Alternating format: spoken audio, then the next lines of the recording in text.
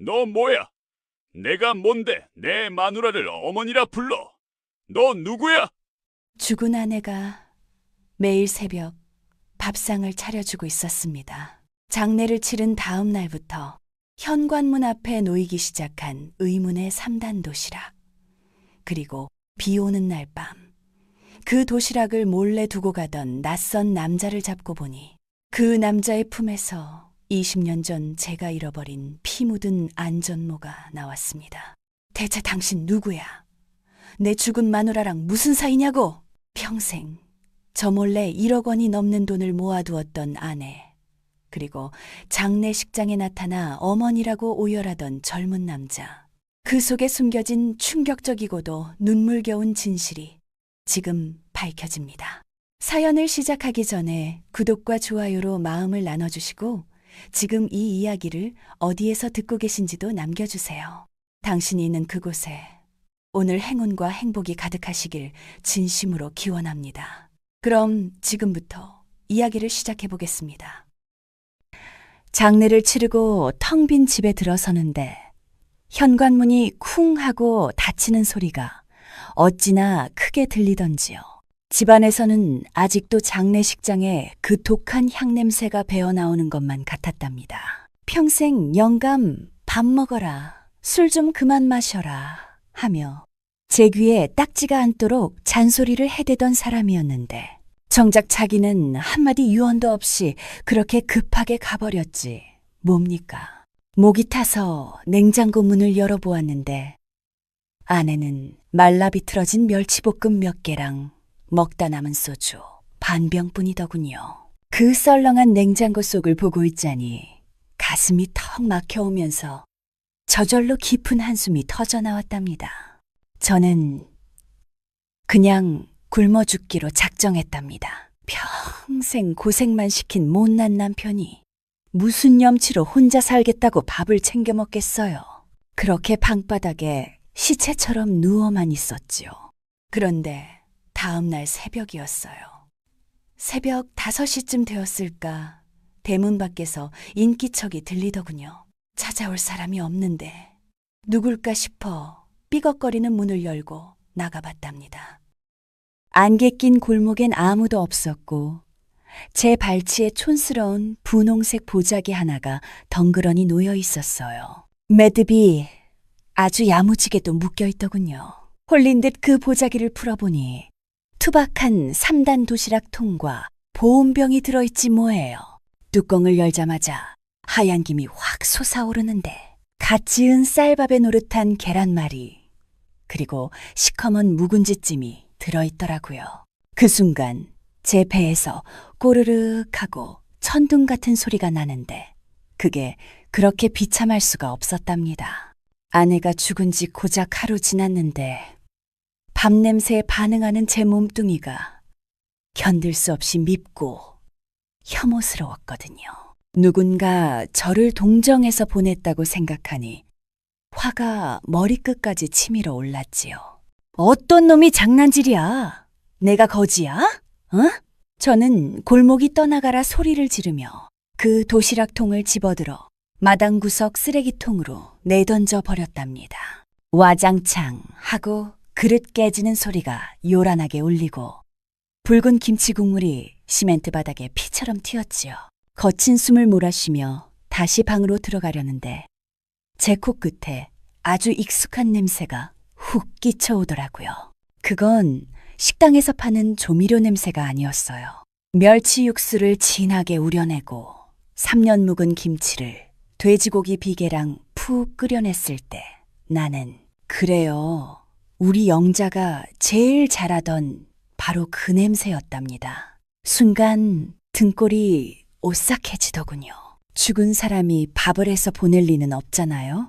도대체 누가 제 입맛을 귀신같이 알고 이 새벽에 따뜻한 밥을 놓고 갔을까요? 바닥에 흩어진 계란말이를 자세히 보니 영자가 늘 하던 대로 파가 숭숭 썰려 박혀 있더라고요.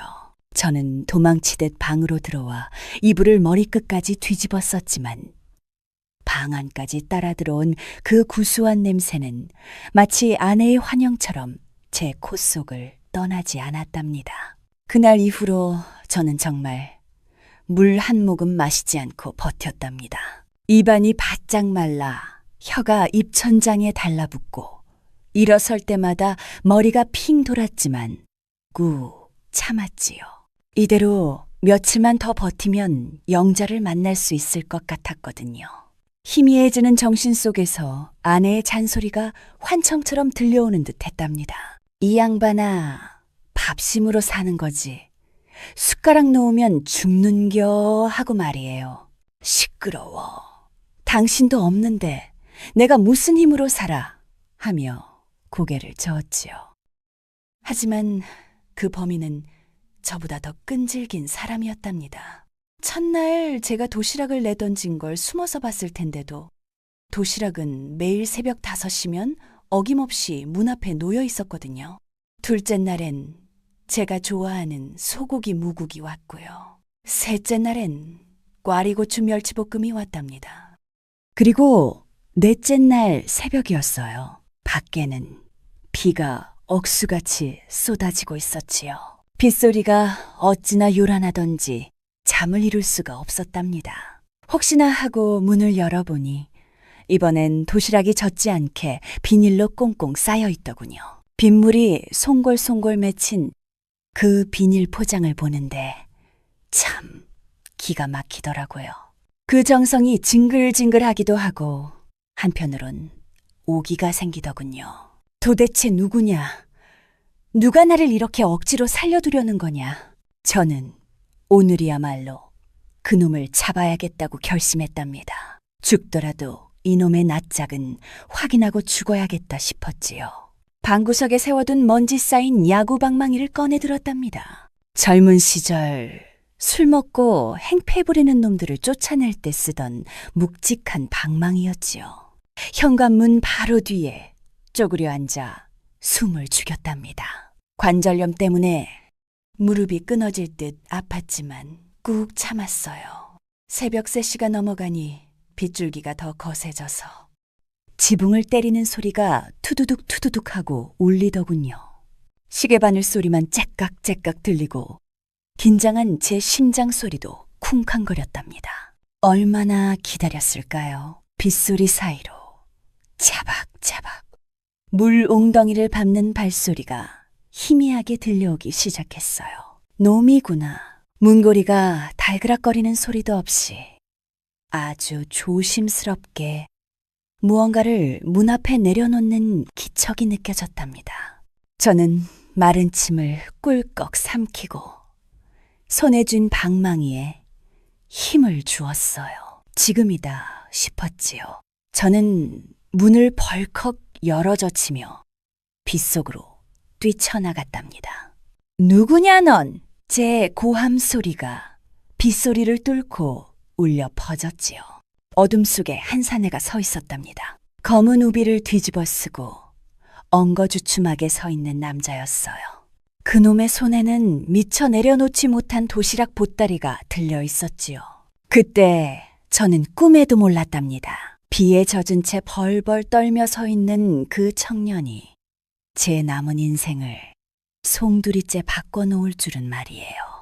누구냐 넌? 빗물 때문에 바닥이 미끄러웠지만 저는 있는 힘을 다해 사내의 멱살을 틀어주었답니다. 우비 모자가 벗겨지면서 가로등 불빛 아래 젖은 얼굴이 드러나더군요. 겁을 잔뜩 집어먹은 눈동자였는데 이상하게도 도망칠 생각은 없어 보였어요. 30이나 되었을까요? 제 아들벌이나 될 법한 새파랗게 젊은 친구였답니다.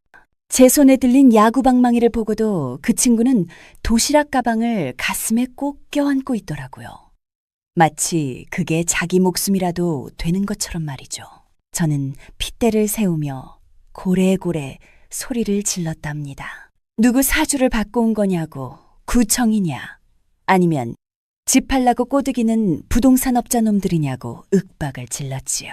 그러자 그 친구가 입술을 달싹이더군요. 거센 빗소리에 묻혀서 목소리는 작았지만 제 귀에는 아주 또렷하게 박혔답니다. 어르신, 식사 배달 왔습니다. 누가 시켰냐고. 난 시킨 적 없다고. 제가 거칠게 밀치자 그 친구가 주머니에서 주섬주섬 무언가를 꺼내더군요. 비닐 지퍼백에 담겨 있어서 물 한 방울 묻지 않은 낡은 대학 노트였답니다. 그 친구는 떨리는 손으로 노트의 한 페이지를 펼쳐서 제 눈앞에 들이밀었어요. 이걸 꼭 확인해 보셔야 한다면서 말이에요. 저는 빗물을 훔쳐내고 눈을 가늘게 뜨고 들여다봤지요. 가로등 불빛에 비친 노트에는 삐뚤빼뚤한 글씨들이 빼곡하게 적혀 있더라고요. 날짜, 메뉴, 그리고 가격. 흔해 빠진 식당, 외상 장부였어요. 그런데 말입니다. 맨 마지막 줄에 적힌 붉은 글씨를 본 순간 저는 숨이 턱 막히고 말았답니다. 1년치 선결제 완료. 박철수님, 보호자 김영자. 심장이 쿵 하고 바닥으로 내려앉는 것 같았답니다. 김영자, 내 아내 이름이었어요. 그리고 그 옆에 찍힌 선명한 붉은 도장은 아내가 평생 동네 통장 만들 때 쓰던 그 손때 묻은 목도장이었거든요. 청년의 목소리가 빗속에서 떨려오더군요. 사모님께서 돌아가시기 한 달 전에 가게에 오셨다고요. 몸이 많이 안 좋아 보이셨는데 현금 다발을 내려놓으시면서 부탁하셨다고 합니다. 남편이 밥을 굶을 사람이라고, 자기가 없으면 분명히 술만 마시다 갈 거라고, 제발 하루도 빠짐없이 아저씨가 좋아하시는 반찬으로만 챙겨서 문 앞에 놔달라고요. 그렇게 1년치 밥값을 미리 다 내고 가셨다는 겁니다. 저는 멍하니 청년의 얼굴만 바라보았답니다. 비에 젖은 장부 위로 빗물인지 눈물인지 모를 것이 뚝뚝 떨어지더군요. 아내는 병원에 누워 죽어가던 그 순간에도 제 목숨보다 남겨질 늙은 남편 밥기니를 걱정했던 겁니다. 평생 고생만 시켰는데 가는 마당에도 제 걱정뿐이었던 거죠. 손에 꽉 쥐고 있던 야구 방망이가 힘없이 시멘트 바닥으로 떨어져 댕그랑하고 굴러갔답니다. 저는 목구멍이 막혀서 못 먹는다며 가져가라고 울먹였지만 청년은 단호했어요. 꼭 다 드시는 거 확인하겠다고. 사모님 영정 앞에서 약속했다며 고개를 젓더군요. 청년은 젖은 도시락 가방을 제 발치에 내려놓고는 90도로 허리를 숙여 인사를 하더군요. 그러고는 도망치듯 어둠 속으로 사라졌답니다. 세찬 빗줄기 속에 홀로 남겨진 저는 아내의 이름이 적힌 그 장부를 가슴에 품고 짐승처럼 울부짖었답니다. 그날 아침 방 안은 참 고요했답니다. 식탁 위엔 김이 모락모락 나는 미역국과 흑미밥, 그리고 가자미 구이 한 토막이 놓여 있었지요. 저는 며칠 만에 처음으로 숟가락을 들었답니다. 살고 싶어서가 아니었어요. 이걸 안 먹으면 나중에 저승 가서 영자 얼굴을 볼 면목이 없을 것 같아서였죠.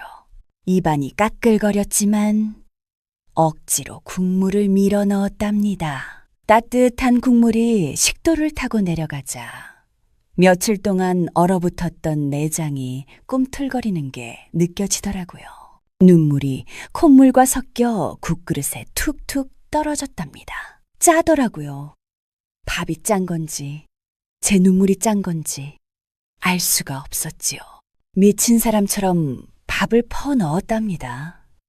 씹지도 않고 그냥 삼켰어요.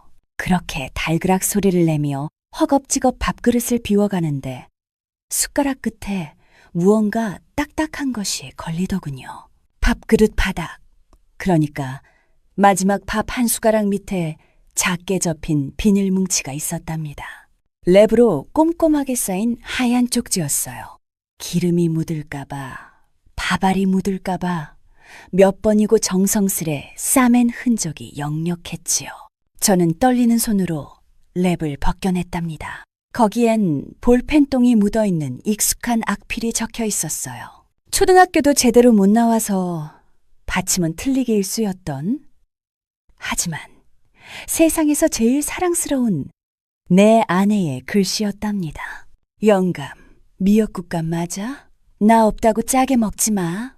혈압 올라. 참았던 누름이 기어이 터져나오고 말았답니다. 그냥 글자일 뿐인데 귓가에 영자의 목소리가 생생하게 들리는 것 같았거든요. 이 여자는 죽어서도 잔소리구나. 죽어서도 내 혈압 걱정이구나 싶어서 가슴이 미어지더군요. 쪽지를 뒤집어 보니 뒷면에 글씨가 더 있었답니다. 양말 서랍 2번째 칸에 새 양말 사놨어. 구멍난 거 신지 말고 그거 신어. 남들이 흉봐. 저는 먹던 숟가락을 내팽개치고 안방으로 기어갔답니다.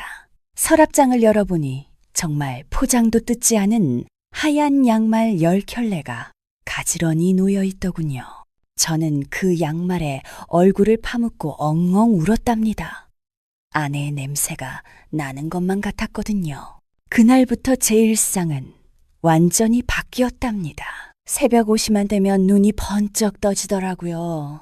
배가 고파서가 아니었어요. 오늘은 영자가 무슨 말을 남겼을까? 오늘은 또 무슨 잔소리를 할까?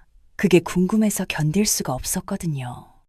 그 쪽지 한 장이 죽어가던 저를 억지로 일으켜 세우고 있었던 겁니다. 콩자반 밑에는 이 안 좋으니까 살살 씹어가 적혀 있었고, 제육볶음 밑에는 술 생각나도 딱 반 병만 마셔가 적혀 있었지요. 그렇게 한 달이 지났을 무렵이었어요. 저는 살이 좀 올랐고 덥수룩하던 수염도 깎았답니다. 아내의 쪽지가 시키는 대로 다시 사람 꼴을 갖춰가고 있었지요. 하지만 그때는 꿈에도 몰랐답니다. 이 도시락 배달부 녀석에게, 그리고 제 아내에게 제가 모르는 더 엄청난 비밀이 숨겨져 있다는 것을 말이죠. 어느 맑은 오후였답니다. 저는 아내의 장례 이후 처음으로 대문 밖을 나섰지요. 영자가 쪽지에 적어둔 대로 서랍에서 꺼낸 새 하얀 양말을 신고 거울을 보며 덥수룩한 수염도 말끔하게 밀었답니다. 갈 곳이 있었거든요. 바로 그 도시락 배달부 녀석의 식당이었답니다. 장부 껍데기에 적혀있던 주소, 민훈의 백반을 찾아갔지요. 시장을 지나 구석진 골목 끝자락에 있는 아주 허름한 간판이 눈에 들어오더군요. 사실 고맙다는 인사를 하러 간 건 아니었어요. 그냥 궁금했답니다. 내 아내가 생전에 어떤 곳에서 밥을 먹었는지, 대체 그 새파란 녀석과 무슨 이야기를 나눴는지 두 눈으로 확인하고 싶었거든요. 낡은 미닫이문을 옆으로 미니 드르륵 하고 거친 소리가 나더군요. 점심시간이 훌쩍 지난 시간이라 식당 안은 텅 비어 있었답니다. 손님은 하나도 없고 주방 쪽에서 그릇 부딪히는 달그락 소리만 들려오더군요. 저는 헛기침을 하며 안으로 들어서려다 그만 발걸음을 멈추고 말았답니다. 주방 안쪽 반쯤 열린 커튼 사이로 그 녀석 민우가 보였거든요. 녀석은 식탁에 앉아 무언가를 뚫어지게 보고 있었는데 어깨가 가늘게 떨리고 있었답니다. 가까이 다가가서 보니 세상에 녀석이 보고 있던 건 액자였어요. 검은 리본이 달린 제 아내 영자의 영정 사진이었답니다. 순간 머리를 둔기로 세게 얻어맞은 것만 같았지요. 왜 내 놈이 내 마누라 사진을 가지고 있어 하는 생각이 들더군요. 그런데 그때였답니다. 녀석의 입에서 제 귀를 의심할 만한 소리가 흘러나왔어요. 어머니, 약속 잘 지키고 있어요. 아저씨, 밥 잘 드시고 계세요. 보고 싶어요, 어머니. 어머니라니요? 저는 순간 제 귀가 잘못된 줄 알았답니다. 저와 영자 사이엔 자식이 없었거든요. 병원에서 불임 판정을 받은 건 저였고, 그래서 평생 자식 없이 둘이서만 의지하며 살았답니다. 그런데 어머니라니? 순간 지난 30년의 세월이 주마등처럼 스쳐 지나가더라고요. 가끔 시장 간다면서 늦게 들어오던 아내의 모습, 생활비가 모자란다며 한숨 쉬던 밤들, 저 몰래 누군가와 통화하다가 제가 방에 들어가면 황급히 끊던 그 수상한 행동들까지. 이 더러운 피가 거꾸로 솟는다는 게 이런 기분일까요? 고마움은 순식간에 배신감으로 바뀌었답니다. 제가 밖에서 개처럼 일하며 돈 벌어다 줄 때 딴 살림을 차렸던 걸까요? 저놈이 내 마누라가 밖에서 나온 숨겨둔 자식인 걸까요? 아니면 저 몰래 키우던 기둥서방 같은 놈이었을까요? 어떤 상상이든 끔찍해서 견딜 수가 없었답니다. 손에 쥐고 있던 지팡이가 부들부들 떨리더군요. 눈앞이 붉게 물들고 이성의 끈이 툭 하고 끊어지는 소리가 귓가에 들리는 것만 같았답니다. 네, 이놈! 저는 식당이 떠나가라 고래고래 소리를 질렀답니다. 민우 녀석이 소스라치게 놀라며 자리에서 벌떡 일어나더군요. 녀석이 들고 있던 액자가 바닥으로 떨어지며 유리가 쨍그랑하고 박살이 났지요. 저는 짐승처럼 달려들어 녀석의 멱살을 잡았답니다. 너 뭐야? 네가 뭔데? 내 마누라를 어머니라 불러. 너 누구야? 제가 윽박지르자 녀석은 얼굴이 하얗게 질려서 오해라고 진정하시라고 손을 내저었지만 제 귀엔 아무것도 들리지 않았어요. 저는 녀석을 벽으로 거칠게 밀어붙였답니다. 주방 선반에 있던 냄비들이 와르르 무너져 내리며 난장판이 되었지요. 분노에 눈이 뒤집히니 아무것도 보이지 않더라고요. 저는 녀석의 뺨을 있는 힘껏 후려쳤답니다. 짜! 하는 소리가 날카롭게 울렸지요. 입술이 터져 피가 주르륵 흐르는데 녀석은 반항 한번 하지 않더군요. 그저 슬픈 눈으로 저를 쳐다보는데 그 눈빛이 저를 더 미치게 만들었답니다. 꼭 영자가 저를 보던 그 안타까운 눈빛 같아서 말이죠. 저는 악을 쓰며 소리쳤답니다. 내 등골 빼먹어서 이 가게 차려준 거냐고. 그래서 죄책감 때문에 밥이나 갖다 바친 거냐고 말이에요. 제가 멱살을 잡고 흔드는 통에 녀석의 셔츠 단추가 뜯어지고 옷이 북 찢어졌답니다. 그 바람에 녀석의 목에 걸려있던 무언가가 툭 튀어나왔지요. 목걸이였어요. 그런데 금목걸이도 은목걸이도 아니었답니다. 시커멓게 녹이 쓴 아주 낡은 쇠호루라기 하나가 줄에 매달려 있더라고요. 저는 그 호루라기를 보고 멈칫했답니다. 어디서 많이 본 물건이었거든요. 아주 오래전 제가 공사판 십장으로 일할 때 차고 다니던 그 싸구려 호루라기랑 똑같았으니까요. 제 시선이 호루라기에 꽂히자 민우 녀석이 거친 숨을 몰아쉬며 다급하게 소리치더군요. 보여드릴 게 있다면서 제발 이것 좀 보라면서.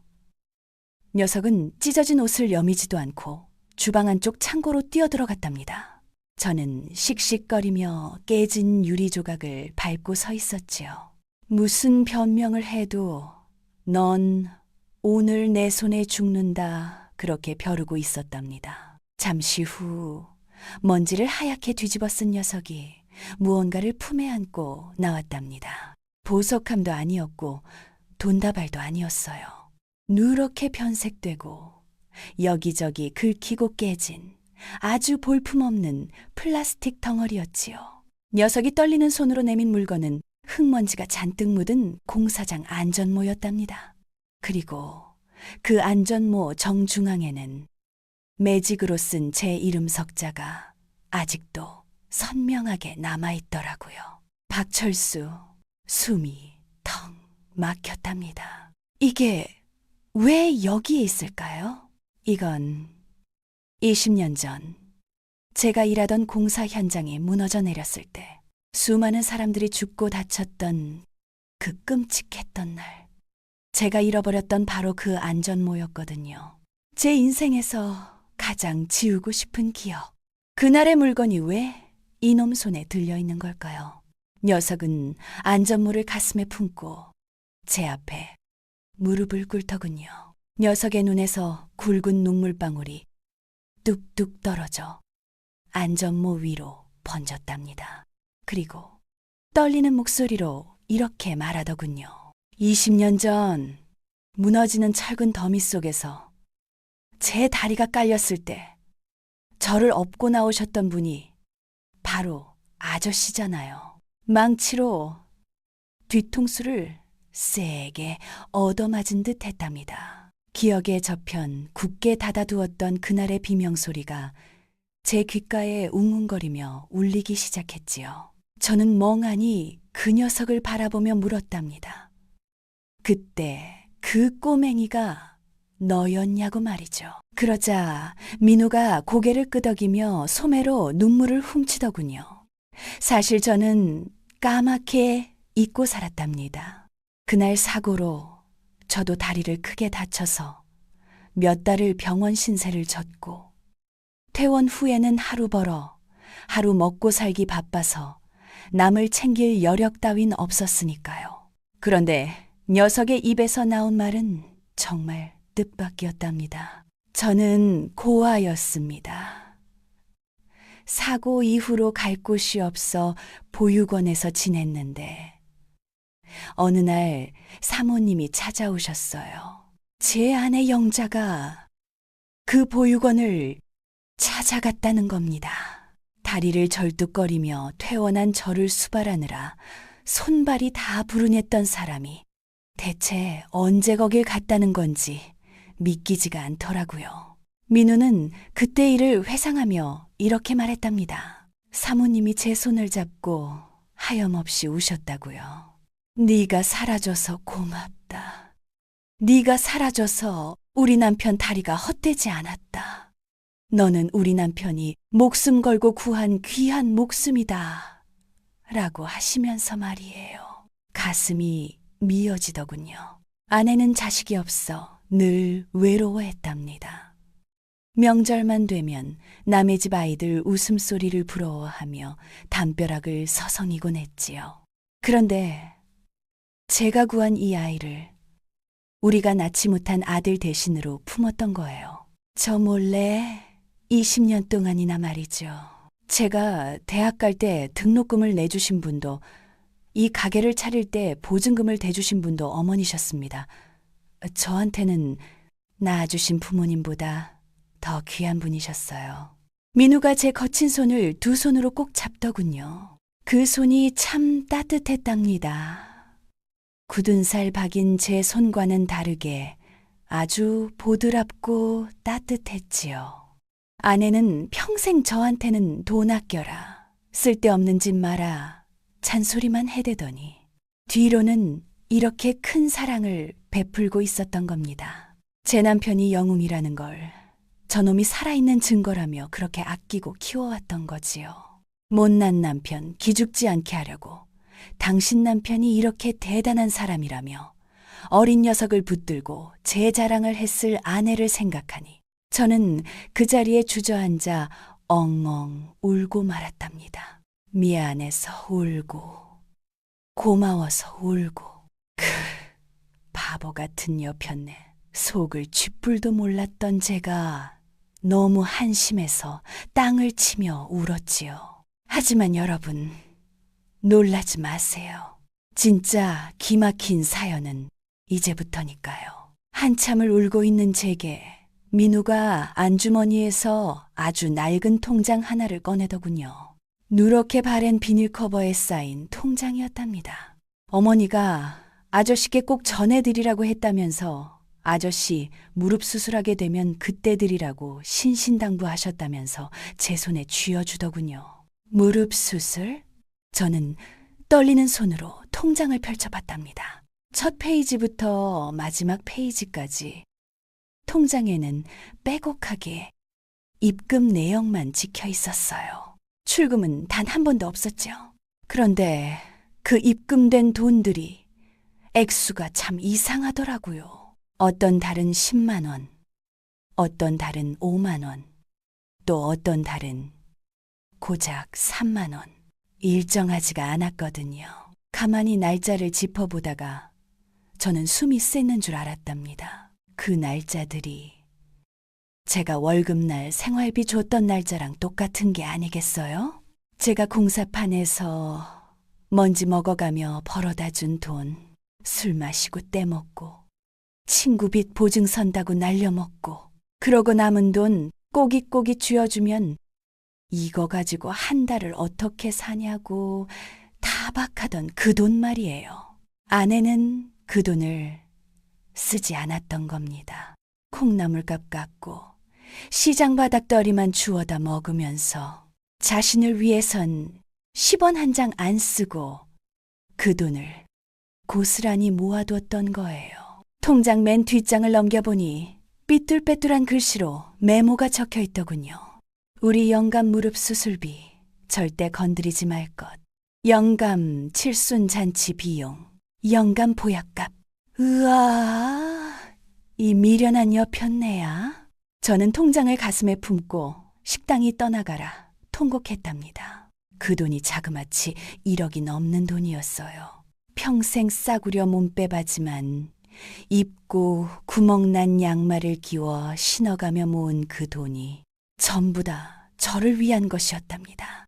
정작 자기는 암에 걸려 죽어가면서도 약 한 번 제대로 못 써보고 죽어서 남겨질 늙은 남편 무릎 고쳐주겠다고 이 악물고 모은 피 같은 돈이었던 거죠. 도시락 밥값도 결국은 제가 벌어다 준 돈, 아내가 저를 위해 아끼고 아껴둔 그 돈으로 낸 것이었고요. 민우도 울고 저도 울었답니다. 그날 저녁 저는 집으로 돌아와 마지막 도시락을 먹었답니다. 눈물 콧물이 범벅이 돼서 밥이 짠지 싱거운지도 몰랐지만 제 평생 세상에서 제일 맛있는 밥이었지요. 여러분, 저는 이제 술도 끊고 밥도 꼬박꼬박 챙겨 먹는답니다. 제가 건강하게 사는 게 아내가 남긴 그 엄청난 사랑에 보답하는 길이라는 걸 이제 알았거든요. 가끔은 밥 먹다가 허공에 대고 말해요. 임자, 밥 맛있네. 고마워. 라고요. 그럼 어디선가 영감 꼭꼭 씹어 먹어 하는 잔소리가 들리는 것만 같답니다. 지금 곁에 있는 소중한 사람에게 따뜻한 밥 한 끼, 말 한마디 다정하게 건네보세요. 나중엔 하고 싶어도 못하게 되는 날이 반드시 오니까요. 제 이야기는 여기까지랍니다. 들어주셔서 고맙습니다.